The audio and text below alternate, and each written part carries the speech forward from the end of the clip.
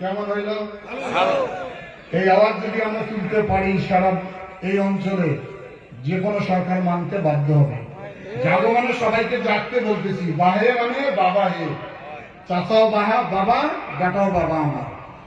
তিস্তাকে আমাদেরকে বাঁচাতে হবে। তিস্তা বাঁচা মানে রংপুর বাঁচা আমাদের, ঠিক আছে?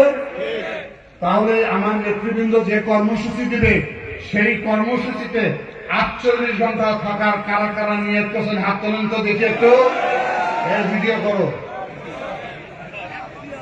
ওখানে কিন্তু সিসি ক্যামেরা দিব, কিন্তু আমি কায় কায় পালাম, আস্তে করে কাছে দিয়ে পথ কাটি দিব।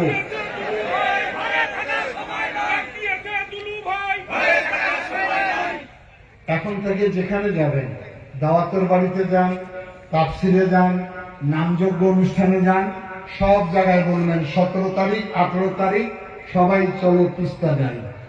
যেখানে যাবেন, বাজারে যাবেন, হাটে যাবেন, করবেন।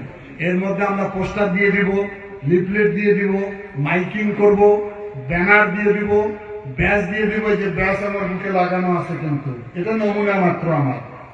এই যে লেখা আছে জাগো বাহে তিস্তা বাঁচাই। যেখানে যাবেন কোটে লাগান, চাদরে লাগান, শার্টে লাগান। লোকটা কি রে ভাই, এটা কি? লোকে প্রশ্ন করে উত্তর দেবেন যে আগামী 17-18 সবাই চলো।